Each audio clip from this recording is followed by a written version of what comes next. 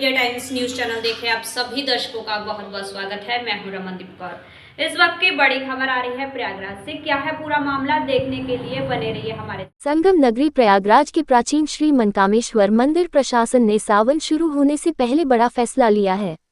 अब मंदिर के गर्भगृह में प्रवेश कर पूजा अर्चना और जलाभिषेक करने के लिए श्रद्धालुओं को भारतीय पारंपरिक वेशभूषा पहनना अनिवार्य होगा। आधुनिक कपड़े पहनकर आने वाले श्रद्धालुओं को गर्भगृह में प्रवेश की अनुमति नहीं दी जाएगी। साथ ही प्लास्टिक फ्री जोन करने के लिए प्लास्टिक के डिस्पोजल ग्लास और पैकेट के दूध पर रोक लगा दिया है। प्लास्टिक के डिस्पोजल गिलास और प्लास्टिक की पैकेट से दूध नहीं चढ़ा सकते कि अब लोटे से दूध चढ़ाना अनिवार्य कर दिया गया है। मंदिर प्रशासन की ओर से जारी निर्देश के अनुसार jeans, T shirt, ripped jeans, half pant या लेदर की बेल्ट अन्य आधुनिक परिधान पहनकर आने वाले श्रद्धालु केवल बाहरी परिसर तक ही रह सकेंगे। गर्भगृह में प्रवेश और विशेष पूजा के लिए पारंपरिक पहनावा जरूरी होगा। ये व्यवस्था सावन के दौरान आने वाली भारी श्रद्धालु भीड़ को ध्यान में रखते हुए लागू की गई है। मनकामेश्वर मंदिर में नए ड्रेस कोड के तहत पुरुष श्रद्धालुओं को रुद्राभिषेक और विशेष पूजा के दौरान धोती कुर्ता पहनना होगा। वहीं महिला श्रद्धालुओं को साड़ी या सलवार सूट जैसे भारतीय पारंपरिक परिधान में ही पूजा करने की अनुमति मिलेगी। साथ ही प्लास्टिक फ्री जोन करने के लिए सिर्फ लोटे से ही भगवान को दूध चढ़ा सकेंगे। वहीं मंदिर में आए श्रद्धालुओं ने भी इस फैसले का स्वागत किया है। उनका कहना था कि इससे सनातन संस्कृति और आध्यात्मिक और बढ़ावा मिलेगा। इस पहल से मंदिर की परंपराओं का संरक्षण होगा। महंत और मंदिर प्रशासन ने श्रद्धालुओं ने ड्रेस कोड के अनुरूप वेशभूषा पहनकर आएं, ताकि दर्शन और पूजा के दौरान किसी तरह की असुविधा का सामना न करना पड़े। मंदिर प्रशासन का मानना है कि इस पहल से मंदिर की परंपराओं का संरक्षण होगा और श्रद्धालु भी धार्मिक वातावरण के अनुरूप पूजा अर्चना कर सकेंगे। जिस जगह पर हैं यहाँ ये श्री श्री मनकामेश्वर महादेव मंदिर है। ये अति प्राचीन स्थान है। लाखों श्रद्धालुओं की आस्था इस मंदिर से जुड़ी हुई है। अभी आप देख रहे हैं सावन आने वाला है। सावन में लाखों श्रद्धालु यहाँ दर्शन पूजन अर्चन करते हैं। जहाँ तक रुद्राभिषेक पर ड्रेस कोड बहुत पहले ही लागू कर दिया गया था, उसका पालन भी कराया जा रहा है।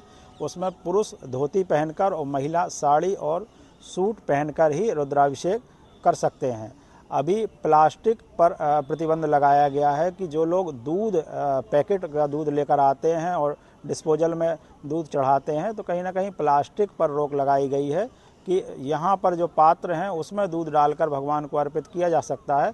डायरेक्ट प्लास्टिक से भगवान को दूध अर्पित नहीं किया जाएगा और उसका पालन भी कराया जा रहा है। चमड़े की बेल्ट को लेकर किस तरह से रोक है? चमड़े की बेल्ट और भी पहले से प्रतिबंधित है, मगर अभी इस सब पे भी ध्यान दिया जा रहा है कि चमड़े की बेल्ट भी, बहुत लोग ये जानते भी हैं कि चमड़े की बेल्ट धारण करके पूजन अर्चन नहीं किया जा सकता है, क्योंकि हमारी आध्यात्मिक ऊर्जा और पूजन पद्धति में ये सब निषेध है। इसलिए इन सब पर रोक लगाई गई है। सामान्य दर्शन पर कोई रोक नहीं है। बस ये है कि कटे पिटे वस्त्र, भड़कीले वस्त्र पहनकर मंदिर में प्रवेश ना करें। बहुत पहले ही कर देना चाहिए था। अब जो हुआ है बहुत अच्छी बात हुई है। इससे ड्रेस कोड होने से लोगों में एक संदेश अलग जाएगा। वो चीज़ आध्यात्मिक बढ़ावा मिलेगा, सनातन धर्म मजबूत होगा। और जो प्लास्टिक से बंद हुआ है, जो लोटे से चढ़ाना जल, वो ज़्यादा अच्छा है। बहुत ही अच्छा लग रहा है। एक बहुत ही सनातन एकदम अपने अच्छे उस पे है। इससे क्या होगा कि एक अलग ही पहचान हम लोगों को।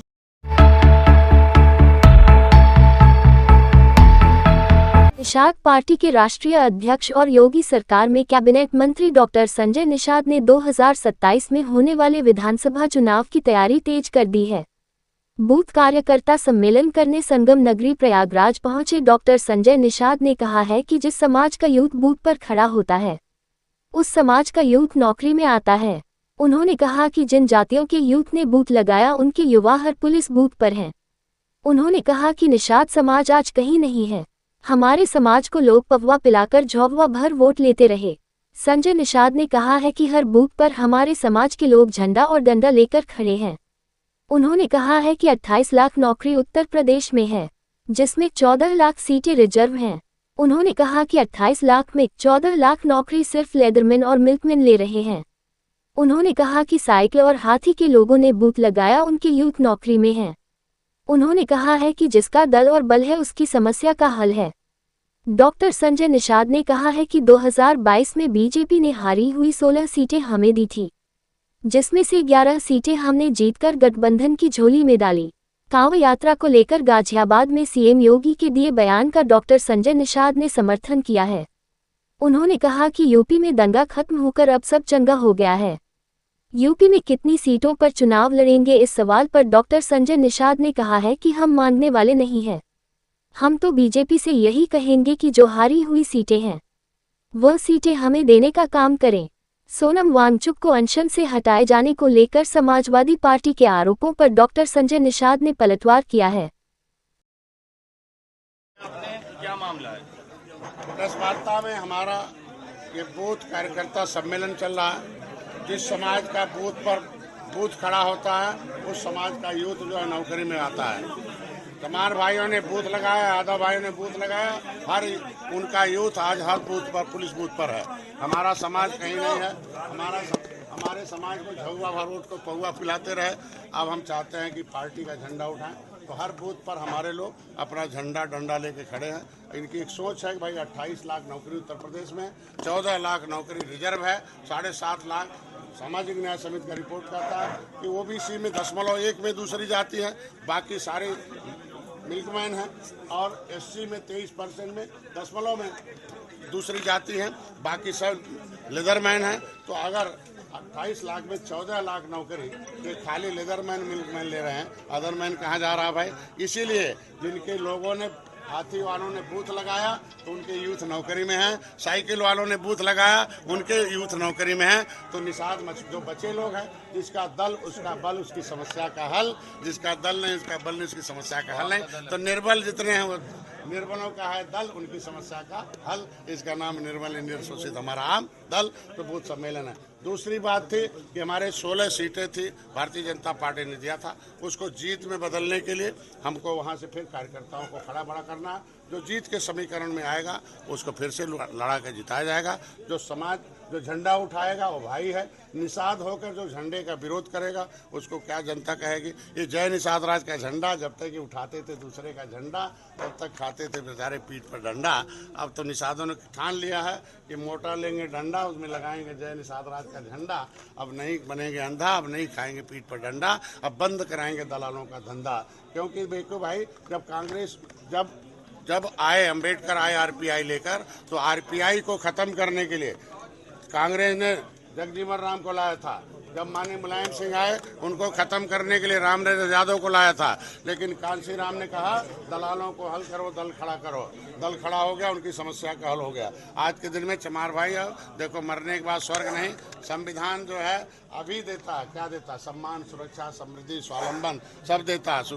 तो अभी जो है, अभी संविधान में इनका भी लिखा है, तो भाई दल से संवैधानिक अधिकार मिलते हैं। तो चमार भाई जब 1000 जाति में थे तब चमार भाई थे, आज वो अनुसूचित जाति में हैं, तो देखो आज स्वर्ग में। तो समाज में 1000 जाति, संविधान में 4 जाति। तो मेरा समाज जानता ही नहीं हमारा किस जाति में है। अभी जब मैं पूछूंगा तो उसमें 99% लोग, अभी आएंगे कई हजार लोग, तो उसमें 2-4 MA होंगे, 2-4 BA होंगे, 2-4 BSc होंगे।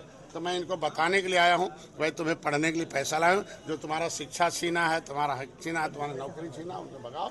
इसलिए आज बूथ सम्मेलनों पर है। ये बताइए कि कांवड़ यात्रा शुरू हो रही, गाजियाबाद में योगी जी ने कहा है कि सपा और कांग्रेस पर हमला करते हुए ये लोग पहले कांवड़ यात्रा रोकते थे, हर हर बम बम नहीं करने देते थे, लेकिन अब जो उनकी सरकार है ये सुरक्षा भी देगी, सुविधा भी देगी और दंगा न होने की गारंटी भी देगी। अब देखिए, अब दंगा खत्म होकर चंगा हो गया है, और निश्चित रूप से भारतीयों का, भारतीय सभ्यता का, धर्म आदमी को शांति, सुरक्षा, सम्मान देता है। तो हमारी जिम्मेदारी बनती है। पिछली सरकारों में तुष्टीकरण नीति की वजह से एक विशेष वर्ग के लिए उनको दिया जाता था। अब सब कैसे होता था? पहले तलवार से त्यौहार मनता था, अब संस्कार से त्यौहार मनता है। तो तलवार वालों की जगह खत्म हो गई और संस्कार वालों की जगह आ गई है।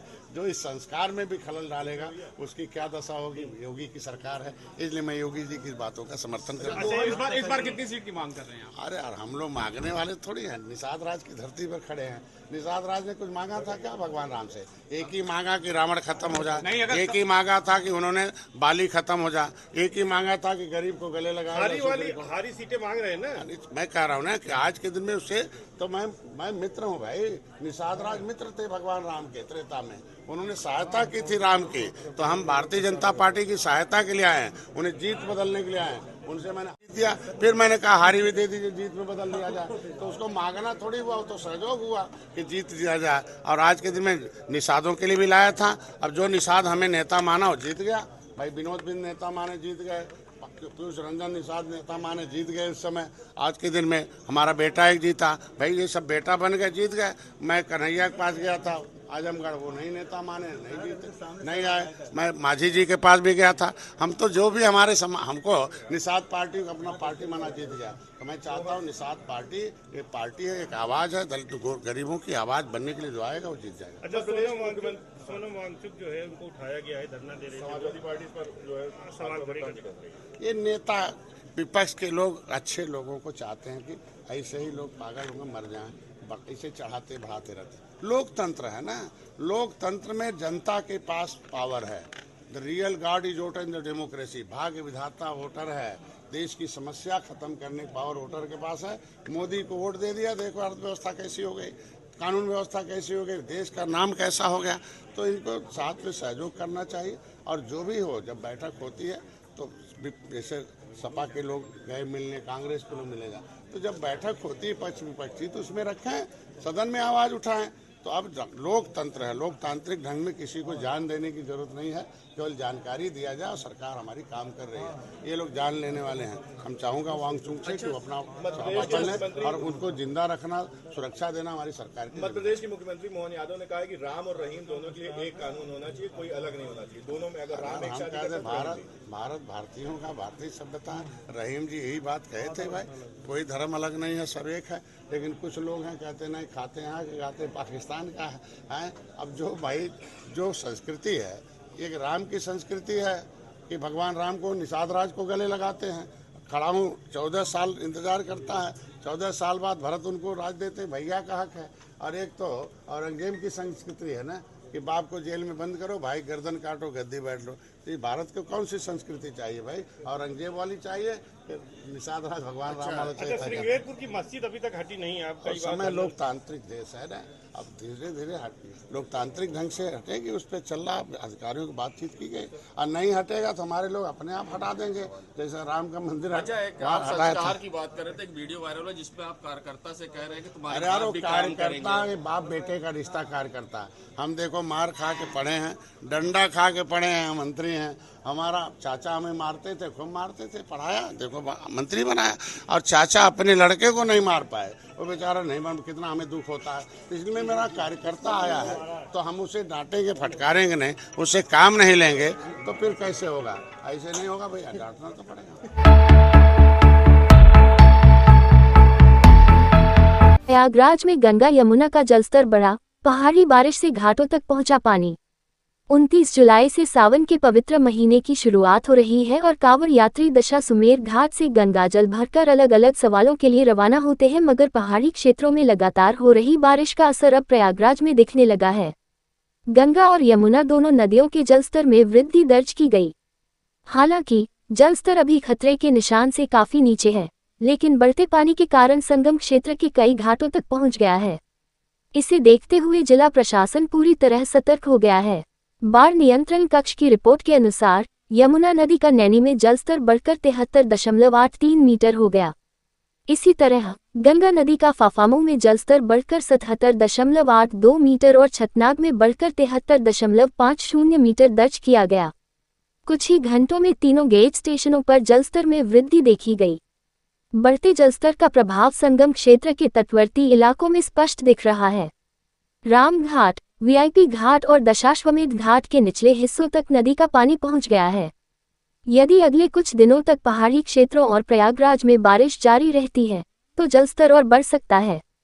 जलस्तर बढ़ने की आशंका को देखते हुए संगम क्षेत्र में घाटों पर दुकानें लगाने वाले दुकानदारों ने अपना सामान सुरक्षित स्थानों पर ले जाना शुरू कर दिया है। नाविक और स्थानीय निवासी भी नदी की स्थिति पर लगातार नजर बनाए हुए हैं। प्रशासन ने घाटों के आसपास निगरानी बढ़ा दी है और संबंधित विभागों को अलर्ट पर रखा है। जिला प्रशासन ने लोगों से अपील की है कि वे नदी किनारे अनावश्यक रूप से न जाएं, घाटों पर सावधानी बरतें और जलस्तर से संबंधित केवल आधिकारिक सूचनाओं पर ही भरोसा करें। धीरे बढ़ रहा है तो हम लोग ऊपर जा समस्या हो रही है। अब समस्या का अब गंगा जी के रोके से अब का हो सकत है। देश दुनिया की खबरों के लिए world media times news channel को सब्सक्राइब करें।